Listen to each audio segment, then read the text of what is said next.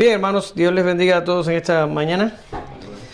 Nuestra sección expositiva hoy va a estar en Lucas 13 del 1 al 9. Lucas 13 del 1 al 9. El texto de oro será Lucas 23 del 28 al 31. Y vamos a leer. Pero Jesús, vuelto hacia ellas, les dijo: hijas de Jerusalén, no lloréis por mí, sino llorad por vosotras mismas y por vuestros hijos. Porque he aquí vendrán días en que dirán: bienaventuradas las estériles y los vientres que no concibieron, y los pechos que no criaron. Entonces comenzarán a decir a los montes: caed sobre nosotros, y a los collados: cubridnos. Porque si en el árbol verde hacen estas cosas, en el seco, ¿qué no se hará? Te damos gracias, Señor, en esta mañana. Gracias por Cristo, gracias por tu salvación, gracias por tu rescate. Gracias por extender la mano y sacarnos del hoyo de condenación donde estábamos. Te damos gracias por estar aquí este domingo, te damos gracias por tu resurrección. Te damos gracias, Señor, por todos los beneficios y gracias que de la obra de Cristo recibimos. Gracias por cada hermano que está en esta mañana, listo para recibir de tu palabra. Gracias, Señor, porque tus misericordias son nuevas cada mañana. Ayúdanos a entender tu palabra, a ponerla en práctica. Y, Señor, que no solo la oigamos aquí los domingos, sino que sea un diario vivir en nuestras casas, en nuestros lugares, y que nos acerquemos a ella con reverencia y agradecidos de tenerla, Padre, y que sobre todo podamos crecer y madurar y santificarnos más cada día. En nombre de Jesús, amén. Gracias, Señor. Bien. La clase pasada comenzamos con el estudio del final del discurso que nos ha tomado varias secciones, ¿sí? Por una cuestión de tiempo les advertí que había dividido el final del discurso en dos secciones y el domingo pasado vimos una y ahora vamos a ver la última o la segunda y vamos a terminar con este discurso de Jesús, que todo empezó, ¿se acuerdan? Porque sacó un demonio que le estaba ocasionando una enfermedad a una persona y de ahí para allá se devino la afluencia de una gran multitud a la que Jesús se había estado dirigiendo alternadamente con los discípulos. A veces le hablaba a los discípulos, a veces le hablaba a la multitud. Ahora el Señor le está hablando a la multitud y es la última vez que le va a estar hablando a la multitud en este discurso. La clase pasada vimos que Jesús estaba enfocado en transmitirle a la multitud el juicio que se aproximaba. Se lo dijo directo, se lo dijo bien claramente para que ellos pudieran entenderlo y les advirtió que era bueno para ellos que trataran de ponerse, ¿se acuerdan? De ponerse de acuerdo con su adversario antes de llegar al juez. Y estuvimos diciendo que en este caso el adversario y el juez eran la misma persona, era Dios. Una persona que no tiene a Jesucristo como Salvador, su adversario es Dios. No es el diablo, no es la gente, no son sus enemigos que él cree. No, si no tienes a Cristo en tu corazón, tu mayor enemigo es Dios. Y es temible, porque después de terminada la vida, Dios te puede tomar y poner en el infierno. Y ahí es donde empiezan los verdaderos problemas de una persona. ¿Ya? Todo eso lo vimos en la clase pasada. Hoy vamos a seguir con la segunda parte y la advertencia de Jesús se vuelve más solemne y directa. Les dice: si no os arrepentís, todos perecerán igualmente. Es una sentencia conclusiva, no hay escape. Delante de los habitantes de Jerusalén y de toda la tierra de allí de Palestina estaba el juicio y la única posibilidad que les quedaba era arrepentirse. Y no había tiempo ya. Estaban a unos pocos 35 años más tardar para que todas estas cosas comenzaran a acontecer. El juicio estaba a la puerta. Las personas tenían que ser avisadas y esto es lo que Jesús hace. Y lo hace también por medio de una parábola que la vamos a estar viendo hoy acerca de una higuera que no daba frutos y estaba al borde de ser arrancada. Para Israel el tiempo se había terminado, la paciencia de Dios se había agotado, la misericordia se detiene para dar lugar al juicio. ¿Sí? Dicho esto, vamos a tener dos secciones. La clase no debe ser larga. Dos secciones que tenemos del verso 1 al 5. Si no os arrepentís, pereceréis. Y vamos a estar viendo la higuera que no daba fruto del 6 al 9. ¿Sí? Como está habiendo problema con el otro micrófono y no sé qué tiene, voy a leer yo todo para que no haya problemas después. Y dice así, la primera sección. En este mismo tiempo estaban allí algunos de los que le contaban acerca de los galileos, cuya sangre Pilato había mezclado con los sacrificios de ellos. Entonces respondiendo Jesús les dijo: ¿pensáis que todos estos galileos, porque padecieron tales cosas, eran más pecadores que todos los galileos? Os digo, no. Antes, si no os arrepentís, todos pereceréis igualmente. O aquellos 18 sobre los cuales cayó la torre de Siloé y los mató, ¿pensáis que eran más culpables que todos los hombres que habitan en Jerusalén? Os digo, no. Antes, si no os arrepentís, todos pereceréis igualmente. ¿Sí? La sentencia de si no os arrepentís, todos pereceréis igualmente está repetida en el pasaje. Esto significa cada vez que usted ve en la Biblia algo que se repite y se vuelve a repetir, es porque es muy importante para Dios que entienda que eso que está diciendo te lo tienes que tomar en serio. Claro, ese texto que está ahí no se aplica a ustedes que ya se han pasado por el arrepentimiento, que ya tienen a Cristo como su Salvador. Y Señor, sentencia es para aquellos que no se han arrepentido y que no tienen a Cristo como Salvador y Señor.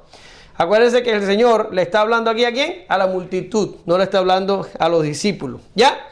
Ahora, ¿qué le dijo el Señor la clase pasada a la multitud para dar pie a esto que estamos viendo? Bien, ¿ustedes se acuerdan? Yo se los expliqué.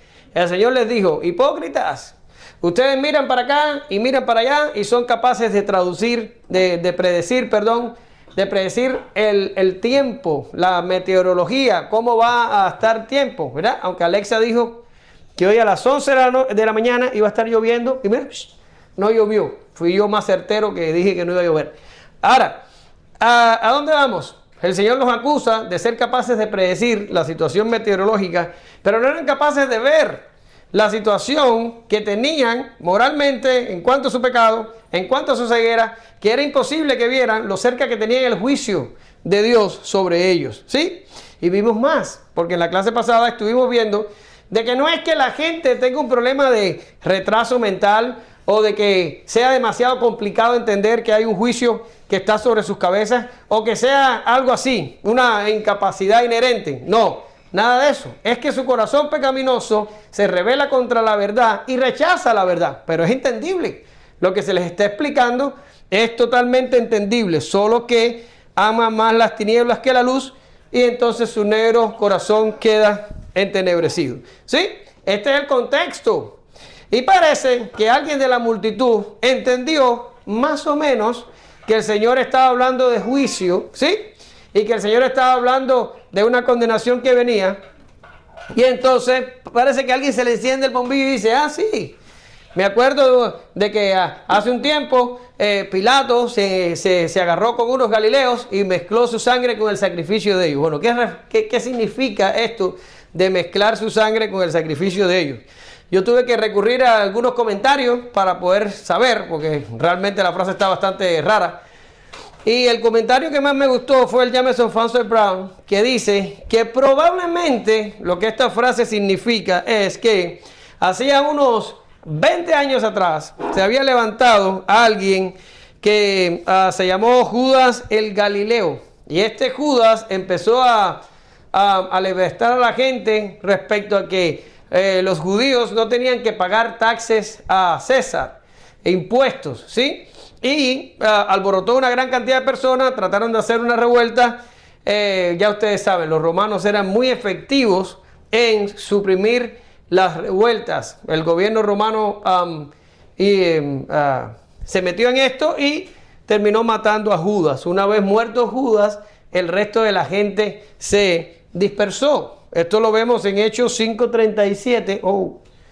perdón, 5:37, cuando dice, después de este se levantó Judas el Galileo en los días del censo y llevó en pos de sí a mucho pueblo. Pereció también él y todos los que le obedecían fueron dispersados. ¿Ya? Ahora, dice el Jameson Fawcett Brown que posiblemente, es una teoría que intenta explicar la frase, posiblemente el grupo de renegados o de revoltosos o de rebeldes que habían seguido por un tiempo a este Judas el Galileo se había dispersado, pero aún así Pilato los persiguió hasta sus madrigueras y que es probable que haya encontrado a un grupo de ellos, muy recientemente el comentario que le hacen a Jesús, y los haya sorprendido en el momento que estaban ofreciendo sacrificios y llegó el ejército romano, los mató a todos allí y donde ellos estaban derramando sangre de los sacrificios, derramaron la suya propia cuando el ejército romano los asesinó allí. ¿Sí?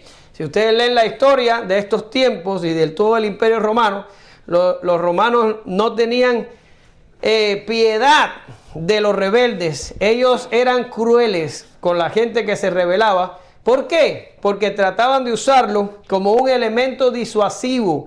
Quiere decir, eran crueles con los que se levantaban en rebeldía para que el que todavía no se había rebelado lo pensara dos veces y dijera, jóforo, si me rebelo y digo cualquier cosa, me va a pasar como a Judas, que lo cogieron y lo mataron y lo crucificaron y le hicieron. Es muy fácil de encontrar relatos en la historia que los romanos crucificaban a este tipo de gente y ponían las cruces en las entradas de los pueblos para que todo el que entrara los viera allí crucificados y temieran que rebelarse contra el régimen era algo que te iba a llevar a un sufrimiento que no te habías antes imaginado. Pues posiblemente esto es lo que significa que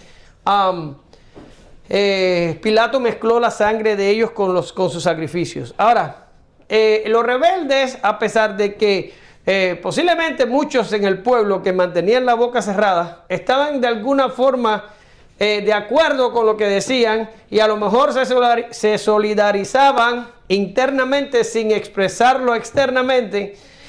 A pesar de todo esto, los rebeldes siempre fueron vistos o siempre han sido vistos como una parte conflictiva de la sociedad, como bajo nivel, como gente violenta y que trata de resolver las cosas con el uso de la fuerza, ¿sí?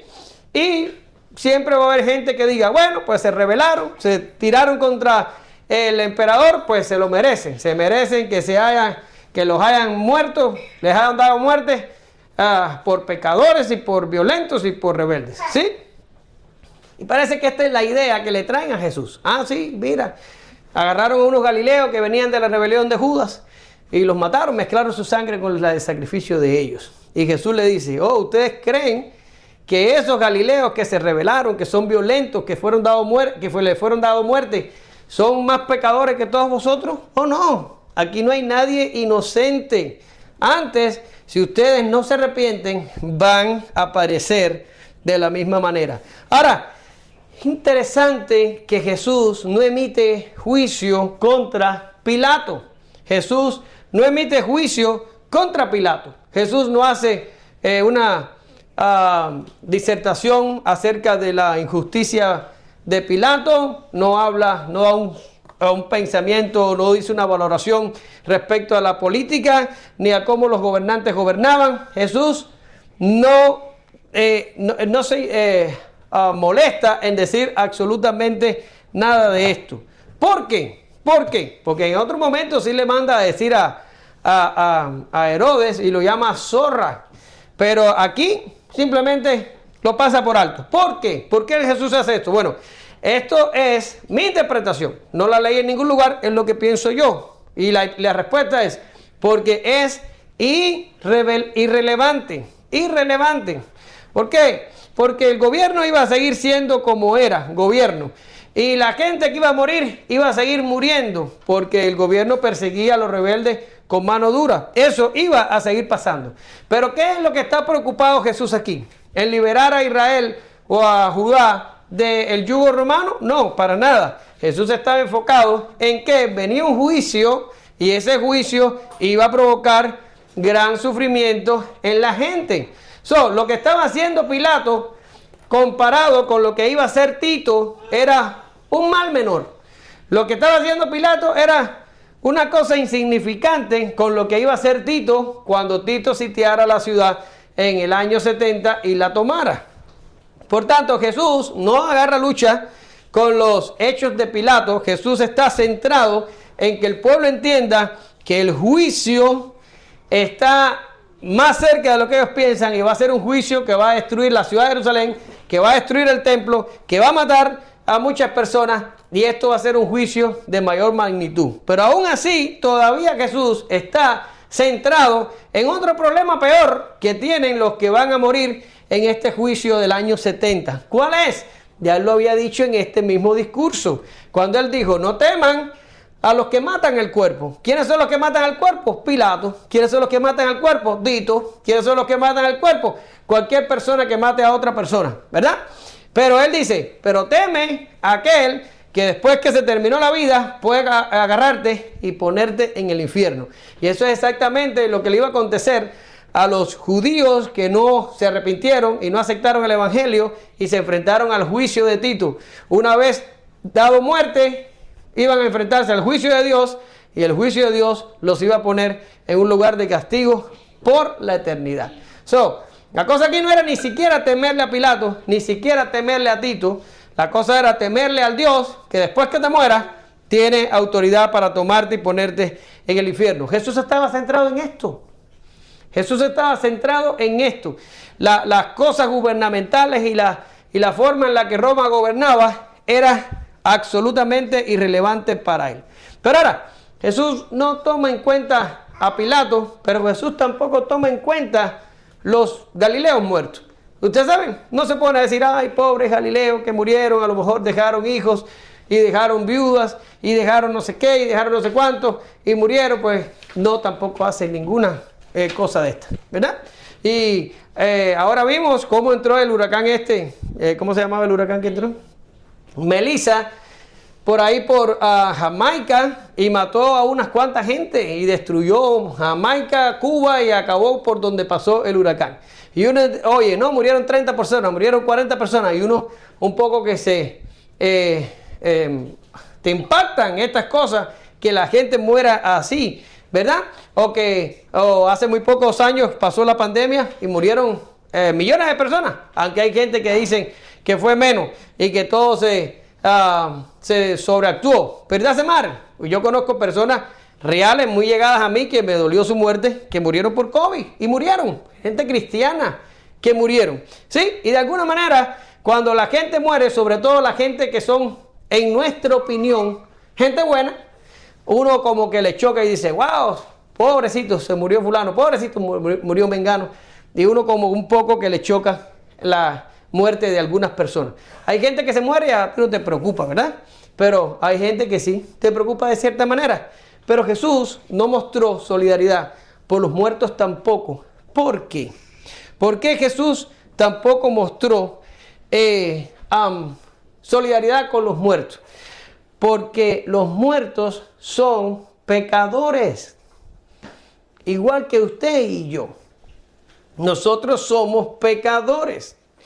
¿Y eso qué significa? No importa que tengas a Cristo o que no lo tengas. A no ser que el Señor venga mañana y nos libre de la muerte, todos los que estamos aquí somos pecadores y vamos a tener que llegar al momento en el que vamos a tener que enfrentar la muerte. ¿Lo ven? Por tanto, ¿dónde uno debería preocuparse y decir: oh, qué injusticia como se murió fulano? Si ese fulano se fuera a una persona que nunca hubiera cometido pecado, fuera una persona que nunca hubiera hecho absolutamente mal a nadie ni a sí mismo, una persona sin pecado que muera. Bueno, eso sí es una tragedia tremenda. Una persona sin pecado que muera es una tragedia. Por eso Jesús le dice a las mujeres de Jerusalén, y eso lo vamos a ver muy pronto: si con el árbol verde hacen esto, con el seco, ¿qué no se hará? ¿Verdad? Es una tragedia que una persona sin pecado muera. Pero que muera un pecador, aunque sea la persona más sana y más buena que ustedes hayan conocido, es un pecador. Todo el mundo, todos nosotros, yo incluido, hemos pecado y hemos hecho pecado contra Dios y lo hemos ofendido. No importa que Jesús y el sacrificio de Jesús haya quitado la culpa y nos haya salvado del juicio, pero el juicio era nuestro y vamos a morir. Y el día que muramos, moriremos. ¿Por qué? Porque somos pecadores. La gente se muere porque son pecadores. No hay que armar un drama y decir, ay, se mueren los buenos y los malos se quedan. No, se mueren los malos. Todos nosotros somos malos y todos nosotros moriremos. ¿Sí? El Señor le dijo a Adán, el día que comas del fruto, ciertamente morirás. La sentencia fue morir, thanatos. ¿Sí? El término ahí está diciendo que pecas y te mueres. Eso lo hemos hablado en otras ocasiones. Por tanto que... ¿También? No, es que lo tengo virado. ¿Dónde iba? Thanatos, que significa que te vas a morir inmediatamente. Que los pecadores vivamos después de pecar es que Dios nos extiende misericordia y nos deja vivir un día más. Pero hoy en este mensaje el tema es que la misericordia se acaba y la paciencia de Dios tiene límites y todos los pecadores en un momento determinado van a morir. ¿Sí? Irremisiblemente. Ese es el castigo por el pecado. La paga del pecado es muerte. Por tanto, por esto usted no ve a Jesús solidarizado con los muertos, porque los muertos mueren por su propio pecado. Es natural que muramos si hemos cometido pecado. Ahora, el ejemplo que le traen sobre los galileos es un ejemplo fuerte, pero incluso para... Acuérdense que les dije al principio que Jesús está muy interesado y muy enfocado en darle a entender a la multitud que el juicio está a las puertas y que tienen que hacer algo para solucionar el problema tienen que arrepentirse para escapar del juicio, ¿verdad? Y entonces el Señor, al leer un ejemplo, pero el Señor les va a dar a ellos otro ejemplo que está un poquito más fuerte para que ellos entiendan el problema. Y el Señor entonces le habla de los 18 personas que murieron cuando se derrumbó la torre de Siloé. La mala noticia aquí es que nosotros no tenemos evidencias externas. Por ejemplo, no tenemos a ningún historiador contemporáneo como Josefo o ninguna escritura extrabíblica que nos pueda ayudar a dar pistas sobre este evento cuando la torre de Siloé se derrumba y mata a estas 18 personas. Realmente no sabemos lo que es. Ahora, por la poca cantidad de detalles que Jesús da en el momento que está hablando con la multitud, suponemos que haya sido de conocimiento del público, ¿sí? Estos eventos de Siloé. Porque si no hubiera sido conocimiento del público, Jesús hubiera tenido que dar más explicaciones. Pero él da una sentencia, menciona el evento y da por sentado que los que están oyéndolo realmente saben de lo que les está hablando. Es un ejemplo, es una cosa que pasa muy frecuente en la escritura. Cuando a veces el apóstol Pablo escribía en las epístolas, el apóstol Pablo dice, ¿se acuerdan que cuando estaba con vosotros les hablaba de estas cosas? Y claro, el que está leyendo la carta en el primer siglo dice, sí, verdad, me acuerdo cuando Pablo estaba allí con nosotros en el salón y nos explicaba. Sí, pero nosotros estamos a 2000 años de la revelación. ¿Y qué era lo que Pablo hablaba con ellos? Pues no sabemos. Pues para nosotros eso se convierte en un bache ¿entienden la palabra bache, verdad? De información. ¿Ya? Ahora, que no tenemos mucha información de Siloé, no es importante. ¿Qué es lo que está pasando aquí? Bueno, que habían personas, 18, ya habían que iban pasando por al lado o que estaban abajo. Ahí, leí un comentario que decía que estos eran unos trabajadores que estaban trabajando en la torre. No sé de dónde sacaron semejante información. Pero cualquier cosa que haya sido el caso, estas personas estaban allí, no estaban haciendo una rebelión, no estaban protestando contra el gobierno, no estaban alebrestando a las personas, estaban simplemente o haciendo algo positivo, como trabajando, o simplemente pasando, o simplemente estando allí. Aquí no hay como un pecado específico que haya provocado la muerte de estas personas. Simplemente esas personas estaban allí. Y de momento se derrumbó la torre y mató a las 18 personas. ¿Sí? Esto es lo que nosotros conocemos en teología como una adversidad. Y eso lo voy a explicar un poquito más para adelante. Pero ahora, este es el evento que Jesús aprovecha para decir, esa gente que se les cayó la torre arriba y los mató, ¿eran más pecadores que todos vosotros? Les digo que no. Antes, si no se arrepienten, ustedes van a perecer como ellos. ¿Se dan cuenta? El Señor le dice, no hace falta que tengas un pecado declarado y que mueras, o no hace falta muchas cosas para morir. Puedes estar simplemente parado en un lugar y la muerte te visita. ¿Y esto hace que seas más pecador que los demás? No. Aquí todo el mundo ha pecado y ya con el mero pecar ya hace que la muerte sea posible para ti en cualquier momento. Entonces lo que yo te recomiendo, dice Jesús, es que te arrepientas, porque irremisiblemente vas a morirte, irremisiblemente vas a llegar al juicio de Dios, irremisiblemente no vas a escapar a no ser que tengas a Jesús de tu lado, irremisiblemente Dios te va a poner en el infierno.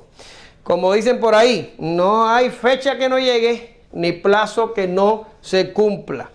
Lo malo de nosotros es que somos muy confiados y decimos, no hombre, estoy joven, tengo 45 años. No, soy joven, tengo 30. No, soy joven, tengo 20. Puedo pensar en esas cosas cuando ya esté más cerca de morirme. No, aquí se muere cualquiera. Y a cualquier edad. Y en este país, mucho más todavía. ¿Verdad? Ahora, voy a darles una col entre la lechuga. Y perdonen que me vaya un momentico del tema, pero vamos a hablar un momentico de las adversidades, ¿sí? Porque es importante saber distinguirlas, ¿ya? Si ustedes, voy a ser bien escueto, porque ya les digo que me estoy apartando un poquito del tema, pero si ustedes quieren ganar más en información sobre lo que son los juicios de Dios y todas estas cosas, en mi canal de YouTube hay un mensaje que prediqué hace muchos años en la iglesia bautista de la UASA y la Sugar, sobre los juicios de Dios. Es un mensaje que dura como 1 hora 10 minutos. Pueden ir al canal, ver el mensaje, darle like y suscribirse si no se han suscrito. Bien, eso fue un comercial. Pero todo se lo estoy diciendo en serio, I'm not kidding. Pero vean el mensaje para que entiendan sobre los juicios de Dios, porque a veces andamos como gallinas locas hablando de lo que no sabemos. Y ese mensaje lo hice en aquellos tiempos, en el marco de la pandemia, porque incluso gente respetada estaban diciendo de que el COVID era un juicio sobre la iglesia, y otros decían que el COVID era no sé qué, y otros decían que el COVID era no sé cuánto, y yo le prediqué a la iglesia sobre los juicios de Dios para que entendieran cómo funcionan estas cosas. O si están interesados, vayan allí. El mensaje se llama Los juicios de Dios. Yo sé que por lo menos Abigail lo va a ver. No sé ustedes, pero Abigail lo va a ver de que lo va a ver. Ahora, una adversidad. ¿Qué es una adversidad? Una adversidad es un juicio por el pecado, pero es un juicio que Dios, que es muy difícil establecer, que Dios lo ejecute positivamente buscando su justicia. ¿Qué significa? Vivimos en un mundo caído, donde hay pecado por doquier, cometido por nosotros, donde la creación toda ha sido sujetada a vanidad por causa de nuestro pecado, ¿verdad?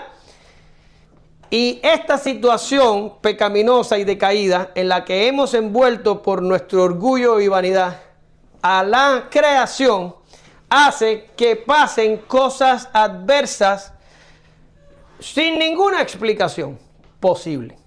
¿Entienden? Por ejemplo, hubo un tsunami hace unos cuantos años atrás, creo que fue en el 2010, usted lo puede buscar, por allá por unas islas del Pacífico, y fue un día domingo, cuando los cristianos estaban metidos en sus iglesias, adorando a Dios, vino un tsunami y mató a 200 y pico mil personas en aquel día. Ahora, ¿cómo interpretamos una adversidad y cómo la distinguimos de un juicio positivo de Dios sobre una persona? Por ejemplo, las plagas de Egipto es un juicio positivo, porque fueron juicios de Dios directos sobre Egipto. Los judíos en Gosén no sufrieron las plagas solo las sufrió el pueblo de Egipto. ¿Estamos claros con eso? O por ejemplo, cuando muere Herodes, en el libro de los Hechos, cuando Herodes muere, eso es un juicio positivo, porque Herodes murió por no darle la gloria a Dios, Dios lo mató y quedó muerto allí, y la escritura revela que fue un acto de Dios. Bueno, eso es un juicio positivo. ¿Ya está? Pero la adversidad viene sobre buenos y malos, sobre justos e injustos, sobre cristianos y no cristianos. La cosa pasa, van, como esta torre de Siloé, que se derrumba y mata a 18 personas, sin más allá y más acá. Bueno, eso es una adversidad. Y se muere cualquiera. Lo mismo que con el COVID se murieron cristianos, que lo mismo con el COVID se murieron no cristianos. Un accidente de tráfico, una adversidad. Porque lo mismo que se puede morir un creyente que un no creyente. Un rayo que le cae a alguien, si no sabían, el rayo puede caer y matar a una persona.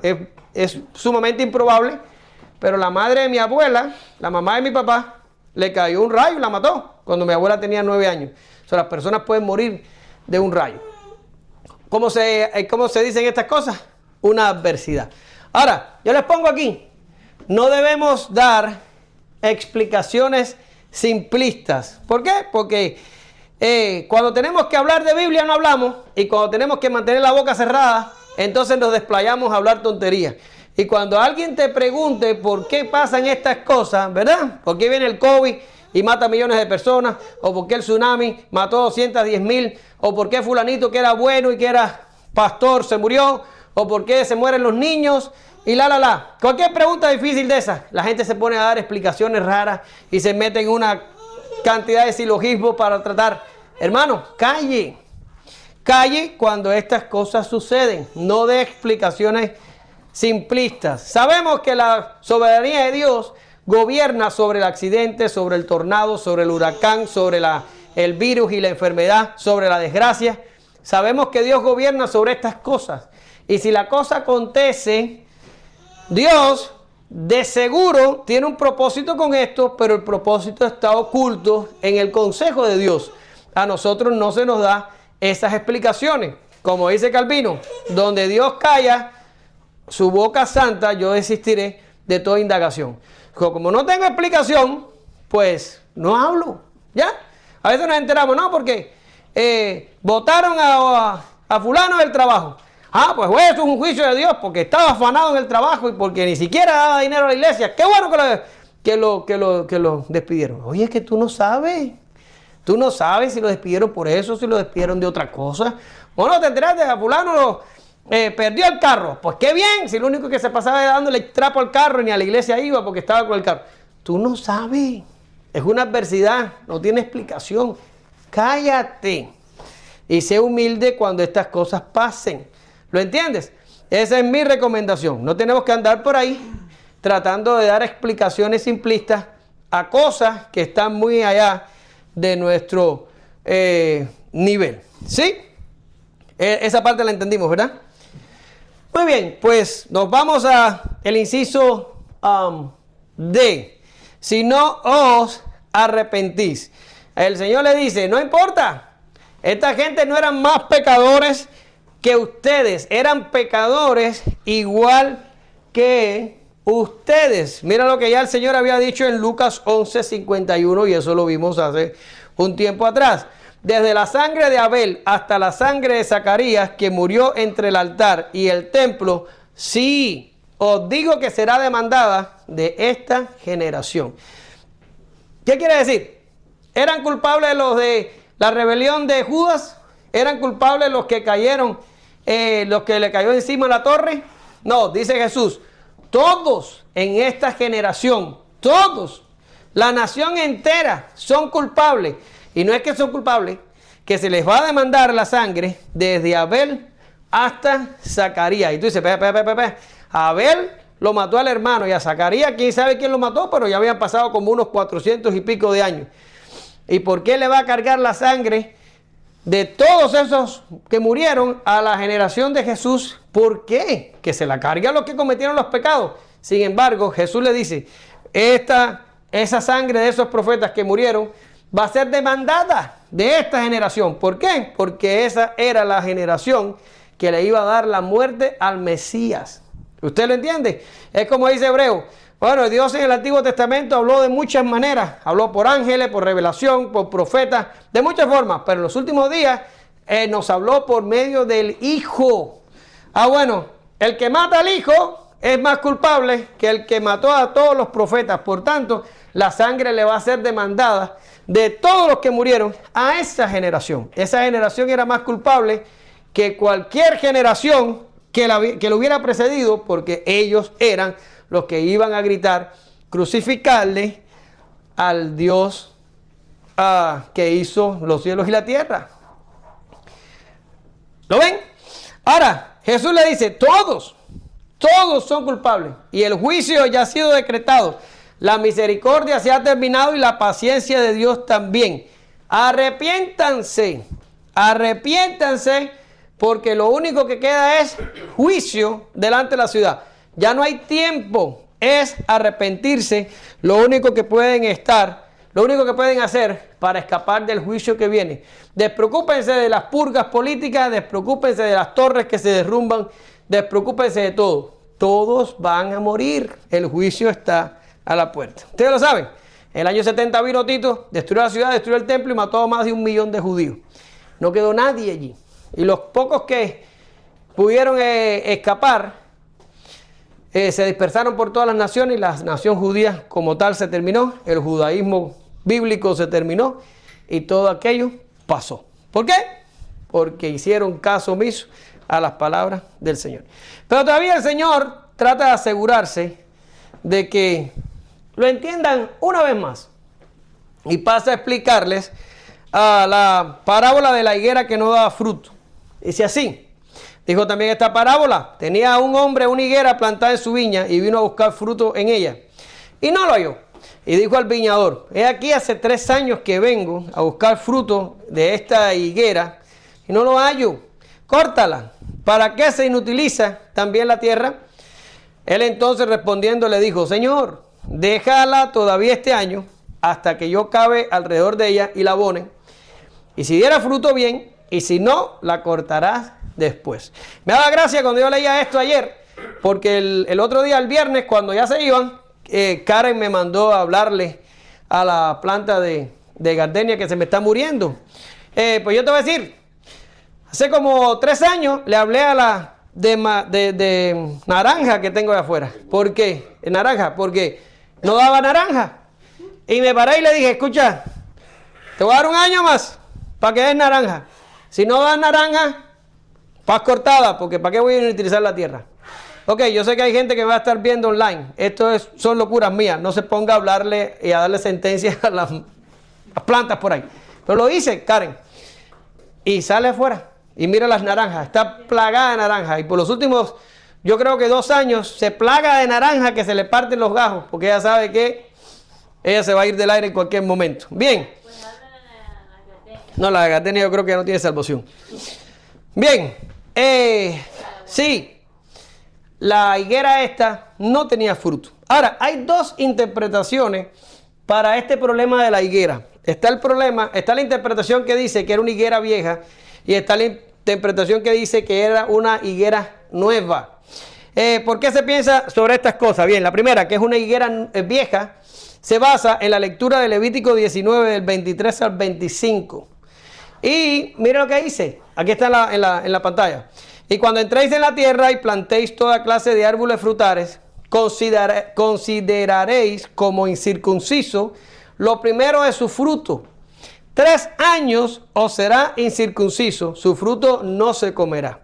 El 4º año todo su fruto será consagrado en alabanza a Jehová. Mas al 5º año comeréis el fruto de él para que os haga crecer su fruto, yo Jehová vuestro Dios. ¿Qué significa? Lo que significa es que tú sembrabas la higuera y estuve buscando en la IA cuánto tiempo después que tú siembras una higuera da fruto. Porque tú siembras una planta hoy y no te da fruto el año que viene, a no ser que sea de injerto. Generalmente la planta tarda un tiempo en estar madura para dar fruto, ¿verdad? Y dice la IA que una higuera que tú plantas hoy demora de 3 a 5 años en dar frutos. Ahora, ¿qué dice el Señor en Levítico? Que los primeros 3 años dando frutos son incircuncisos, no se agarran.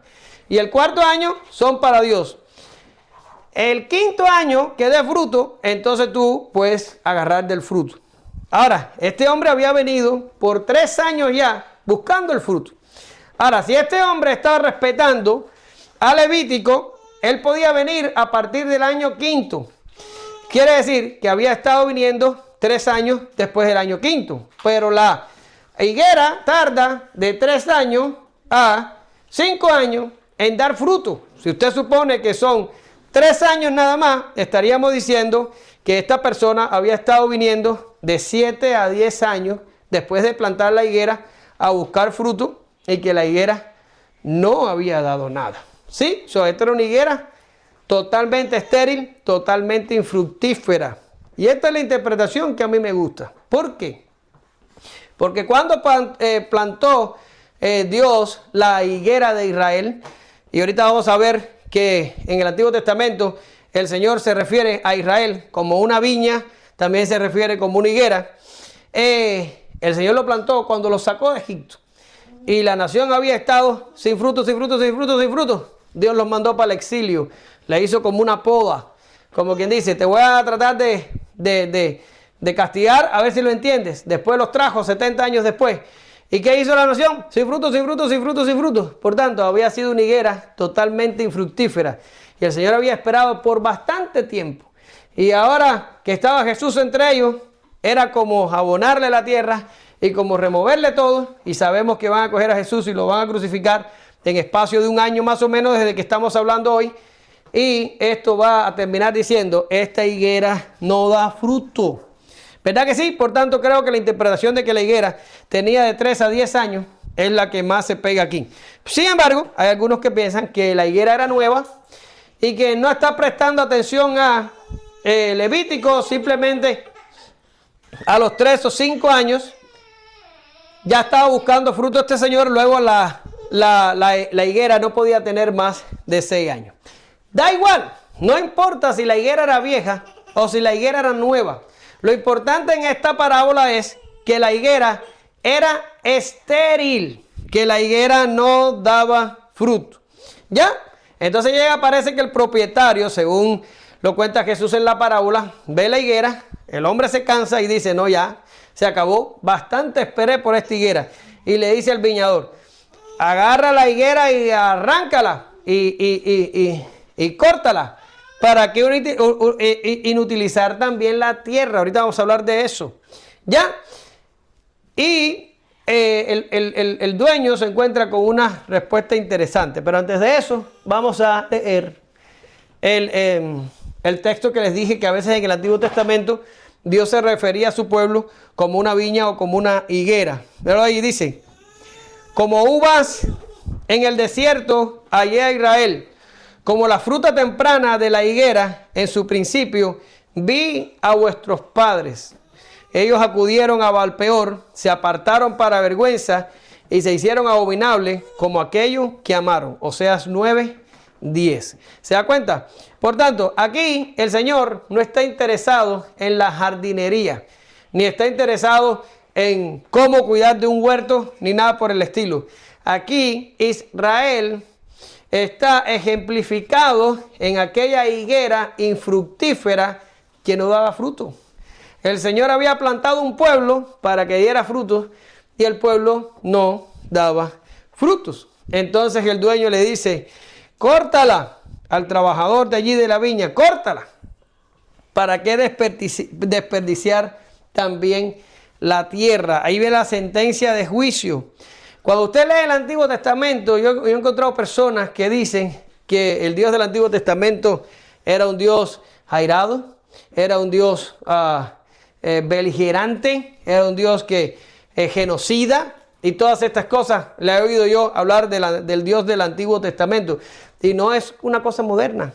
Marción, del que ya hemos hablado en otras clases, fue un tipo que se dejó impresionar por algunas citas del Antiguo Testamento y también pensaba lo mismo acerca de Dios. Por tanto, él empezó a cortar y a cortar y a cortar todo lo que no le convino y se hizo una versión de la Escritura que la iglesia en su momento condenó. Ahora, yo no lo veo así. Yo no veo que el Dios del Antiguo Testamento sea un Dios así. Yo, por lo contrario, yo lo veo sumamente misericordioso, sumamente paciente, sumamente longánimo, que le da el tiempo al hombre para que se arrepienta. Mira, Génesis 15, 16, hablando en el momento que hace el pacto con Abraham, y le dice, y en la cuarta generación volverán acá, porque aún no ha llegado a su colmo la maldad del amorreo hasta aquí. ¿Qué quiere decir? El Señor le dice, todos estos pueblos que están habitando ahora la tierra que yo voy a darte, todavía no han consumido el límite de mi paciencia. Como me decía mi papá cuando yo era niño, todavía no han cruzado la raya. Todavía puedo tener misericordia de ellos, no un día, no dos, no un año, no 2 años, no 100 años. El Señor iba a soportar estos pueblos 400 años más. ¿Saben en 400 años? Si le tiro para atrás 400 años, estoy casi pegado a la reforma. Usted sabe cuántas cosas pasan en 400 años, pero si usted quiere traumatizarse de lo pecaminosos que eran estos pueblos, léalo. Vaya a Google o a la IA y dígale, y ponle ahí. ¿Sabes que ahora tú nomás le haces el micrófono así y le dices, háblame de los amorreos, háblame de los no sé qué? Y ahí está la cosa hablándote en español y dándote toda la información que tú no te habías imaginado que existía. Ahora es muy fácil buscar esas cosas. Aunque tienes que a veces contrastarla porque la IA se equivoca y te dice cualquier tontería. Pero bueno, volviendo al tema. Si usted estudia estos pueblos, estas eran gente, fíjate que esta gente, pues estamos traumatizados que en estos tiempos las naciones, Cuba, México estoy seguro, abortan niños y las mujeres abortan niños y abortan niños como botar un chicle que tienes en la boca que ya no tiene sabor. ¿Sí? No, pero tú sabes lo que hacían estas esculturas. Estas esculturas tenían dioses de metal y agarraban a los niños recién nacidos, calentaban al dios con madera y cuando el aparato aquel estaba rojo vivo, le ponían los niños recién nacidos para que se quemaran en aquel dios y lo ofrecían en sacrificio. Eso hacían estas culturas. Y eso es un ejemplo. Ni te voy a hablar de las mujeres que se prostituían, que eran sacerdotisas en los templos y se prostituían para que la gente tuviera como una especie de trance con los supuestos dioses. Y ni te voy a hablar de toda la asquerosidad que se vivía en esas culturas. Si para nosotros nos parece desafiante y asqueroso, imagínate para un Dios santo que odia el pecado y que ama la justicia y la santidad. Imagínate lo que significa para Dios. Pero lo que tú no pudieras soportar un día de tu vida, ahora, con solo leerlo, Dios lo soportó 400 años. Y tú vas a venir a decirme a mí que el Dios de la Escritura no es un Dios paciente, que no es misericordioso. Si yo hubiera sido Dios, no hubieran estado ni medio día. Si yo hubiera sido Dios, Omar Ramírez no hubiera estado ni medio día pecando sobre la tierra. Posiblemente me hubiera deshecho de él. ¿Te voy a decir a mí que Dios no es misericordioso? Lo es. Lo es. Dios soportó con paciencia a Judá y le dio una oportunidad y otra oportunidad. Después le dio el exilio para ver si aprendían la lección. Después los trajo, reconstruyeron el templo y siguieron pecando. Después la revelación paró 400 años más a ver si recapacitaban y a ver si extrañaban la voz de Dios. La voz de Dios regresa con Juan el Bautista diciéndole que se arrepintieran, que se arrepintieran. Tengo el texto aquí. Aquí, Mateo 3 del 7 al 8. Al ver con muchos fariseos y saduceos venían al bautismo, les decía, generación de víboras, ¿quién os enseñó a huir de la ira venidera? Hacer pues frutos dignos de arrepentimiento. Es exactamente lo que está diciéndole Jesús aquí a la multitud, ¿verdad? Es triste la situación de los fariseos. Es triste la situación de los saduceos y de los líderes corruptos de Israel. Eran un desperdicio de la tierra. Esto es una advertencia contra la apostasía. Ellos lo tenían todo. Ellos tenían las escrituras, tenían la historia, tenían las promesas. ¿Y qué hicieron? Desperdiciar la tierra. Hay de aquellos que Dios les ha dado mucho y no responden adecuadamente, pues en el juicio mucho se les exigirá y no escaparán. Yo se los he dicho otras veces.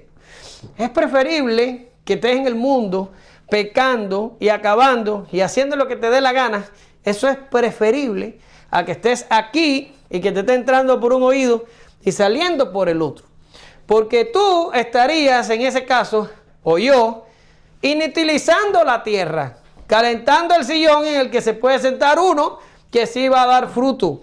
Por tanto, es mejor no escuchar nada, es mejor no saber nada, es mejor no pisar una iglesia y pecar, ese va a ser enjuiciado, pero el castigo va a ser menor que el que se para aquí y espera, y es Biblia por la cabeza, y Biblia por la cabeza, y le entra por aquí, y le sale. Ustedes tienen ese dicho allá en México, le entra por un oído y le sale por el otro. No hace albergue en el cerebro, no se queda.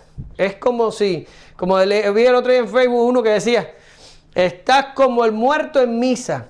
¿Sí? ¿Sabes cómo está el muerto en misa? El cuerpo está aquí, pero el alma quién sabe dónde está. Y así está la gente. Están sentados en la iglesia y tú estás predicando, que ya yo casi estoy perdiendo la garganta, y él está diciendo, ay, no pusieron las estampillas, y la espada está malo, y el presidente Trump puso aranceles de 100% a China, y está pensando en cualquier cosa, y yo desgalillado aquí, que yo soy el que grita, porque Martín y Alex se lo toman más suave y lo hacen sin destrucción de las cuerdas vocales. ¿Por qué inutilizar también la tierra? Mira lo que dice Proverbios. Es impactante. Mira lo que dice Proverbios. ¿Dónde está? A mí se me fue de aquí Proverbios. Ya lo encontré. Por cuanto llamé y no quisiste oír, extendí mi mano y no hubo quien atendiese, sino que desechasteis todo consejo mío y mi reprensión no quisisteis. También yo me reiré en vuestra calamidad y me burlaré cuando os viniere lo que teméis. ¿Sí? Los oráculos más terribles de las Escrituras son para aquellos apóstatas que toman la palabra de Dios y la desechan. ¿Ya? Ahora, el Señor aquí ya quería juiciar la higuera, cortarla y echarla, pero el viñador le dice, hey, vamos a darle un año más. Un año más. Vamos a podarla, vamos a removerle la tierra y vamos a darle una última oportunidad. Y si da fruto, pues bien. Y si no da fruto, pues entonces la sacamos del huerto. Esto fue exactamente lo que hicimos, lo que hizo Dios con Israel. Le quedaban, como ya dije anteriormente, como unos 35 años, más o menos. Cristo murió en el 33 más o menos y la asolación vino en el año 70. Solo que a veces nos imaginamos que esto pasó en el año 70. ¡Pim, pam! No, no fue así.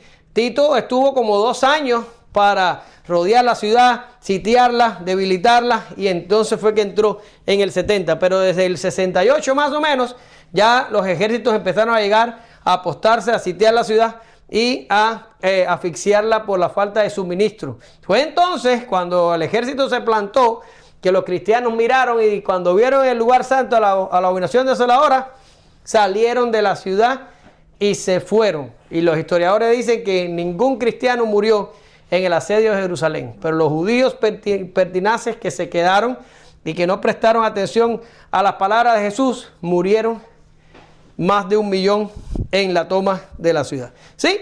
Pero aquí en la parábola le dice, déjala todavía un año más. Un año más de misericordia, un año más. La extra milla iba Dios a caminarla con Israel. Y yo te voy a decir, ¿qué pasó en esos 30 y pico de años, 35 años que pasó desde que crucificaron al Mesías hasta que vino la desolación? ¿Qué pasó? Yo te voy a decir lo que pasó.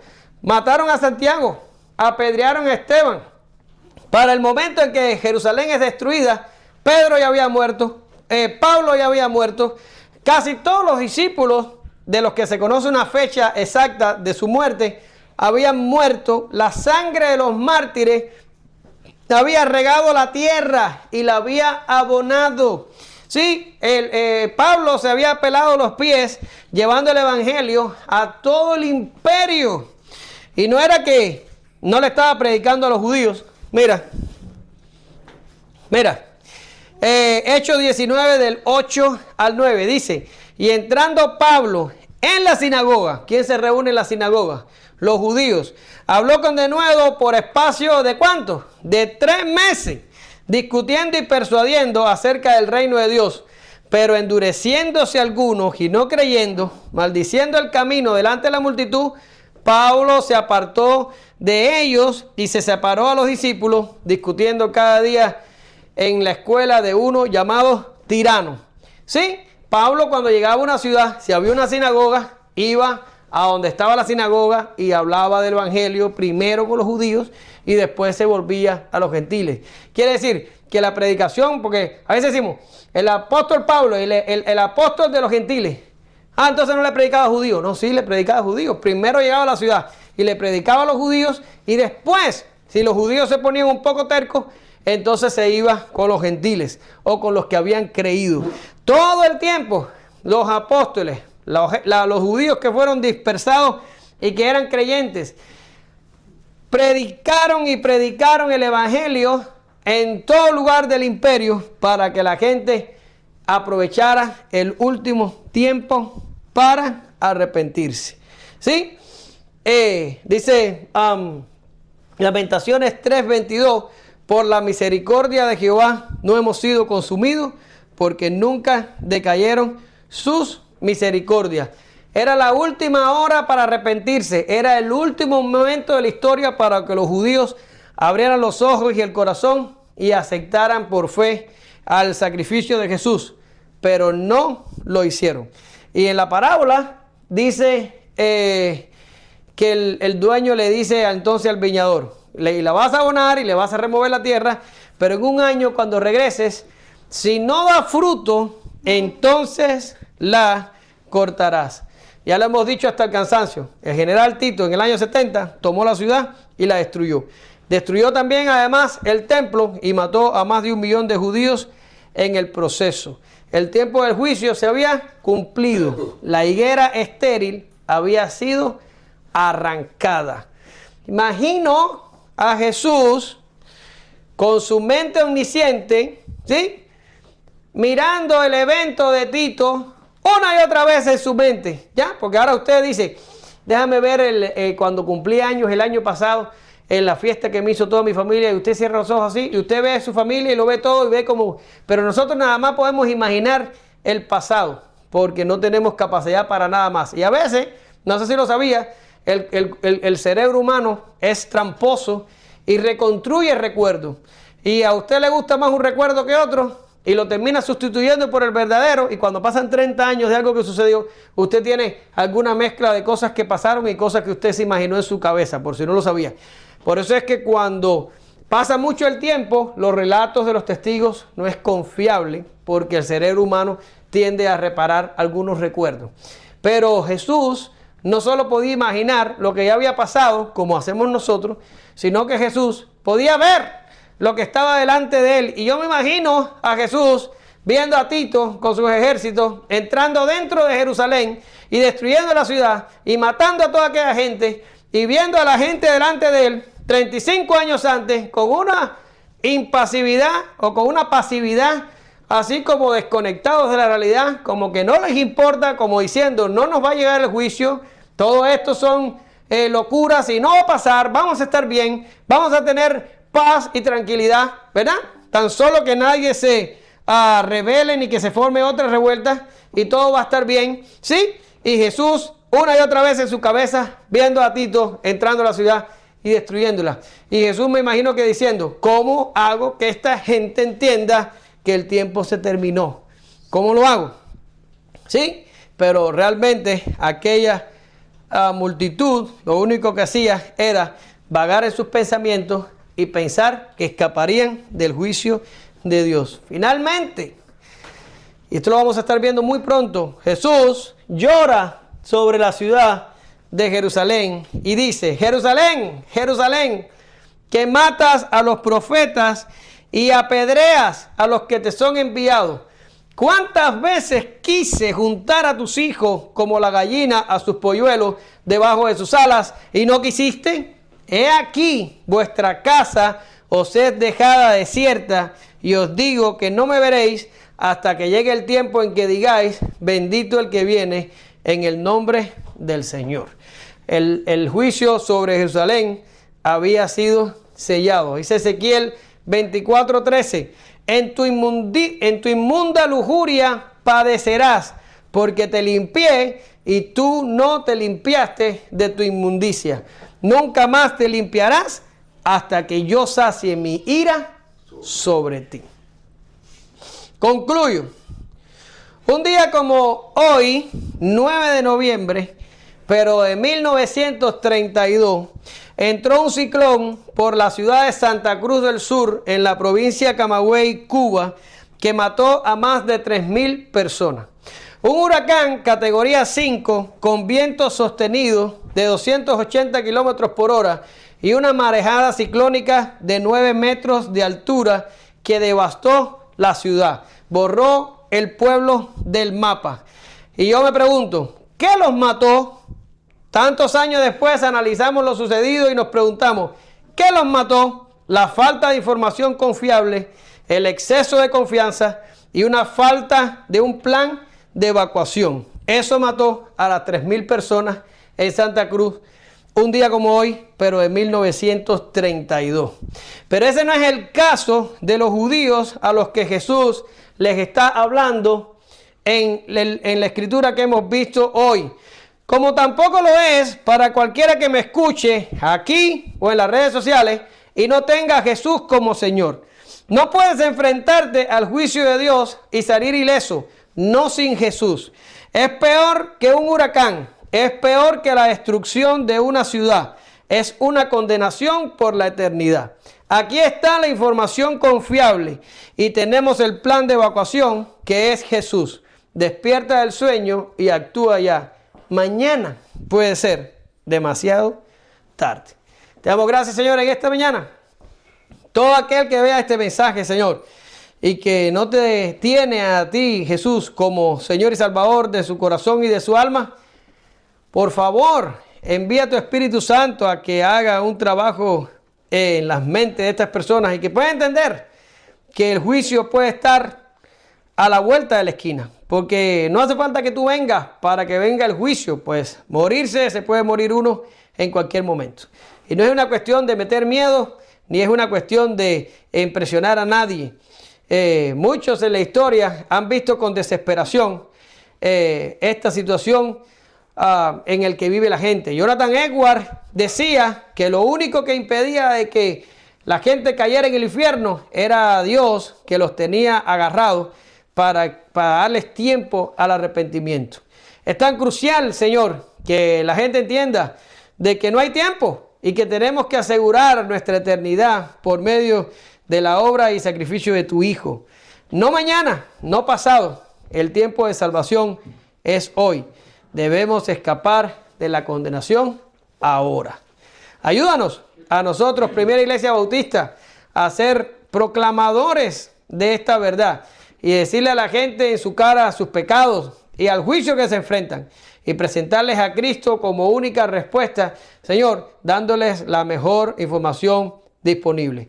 En el nombre de Jesús, danos de nuevo valentía, pasión, dolor por los que se pierden. Por fin oramos, te damos gracias. Amén. Gracias, Señor.